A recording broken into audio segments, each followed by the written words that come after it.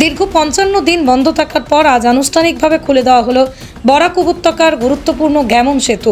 রক্ষণাবেক্ষণ ও মেরামতের কাজ শেষে এই সেতুটি ফের যান চলাচলের জন্য উন্মুক্ত হওয়ায় স্বস্তি ফিরেছে কাছাড়, শ্রীভূমি, হাইলাকান্দির জনগণের মধ্যে।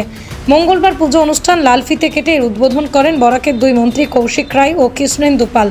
এই সময় উপস্থিত ছিলেন কাছাড়ের জেলা আয়ুক্ত Mridul Kumar Yadav, police super Nomal Mahato, NHI DCL এর জেনারেল ম্যানেজার গৌরাঙ্গ দেওঘরে সহ বিভাগীয় পদাধিকারী, এছাড়াও বিজেপির রাজ্য, জেলা ও মন্ডল স্তরের বিভিন্ন স্তরের নেতা কর্মীরা। 21 মে থেকে এই আমাদের এই গ্যামন ব্রিজ বন্ধ করা হয়েছিল 2 মাসের জন্য। 20 জুলাই মধ্যে 60 দিনের মধ্যে এটা যাতে সম্পূর্ণ করা যায় সেই কাজ আরম্ভ করেছিল এবং এটার জন্য সরকারের তরফ থেকে 2,75,00,000 টাকা মঞ্জুর করা হয়েছিল NHDCL এর কর্তৃপক্ষের মাধ্যমে এবং জন্ডু কনস্ট্রাকশন যারা এখানে আমাদের 4 লেনিংয়ের কাজ করছে তারা এই কাজে এই যে ব্রিজের কামটা তারা করছিল।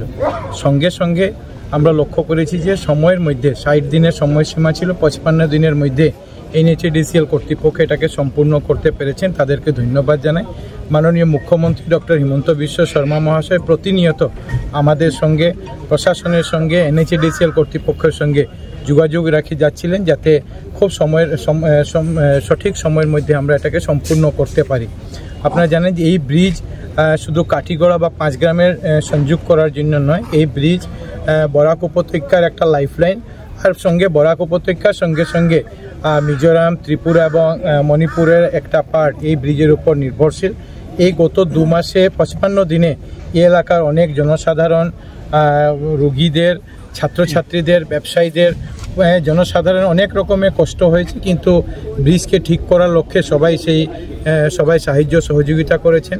ধন্যবাদ সঙ্গে সঙ্গে জানাবো যে এখানকার যারা সাংবাদিক বন্ধুরা, সাংবাদিক বন্ধুরা ব্রিজের কাজ কীরকম হচ্ছে কীরকম নয় সে বিষয়ে আমাদেরকেও আপনারা বারংবার সে ব্যাপারে সজাগ করেছেন। কাজ যাতে ভালো হয়, তাড়াতাড়ি হয়, সেটা নিয়ে আপনাদেরও অনেক বিশেষ ভূমিকা নিয়েছিল, আপনাদেরকে ধন্যবাদ জানাই।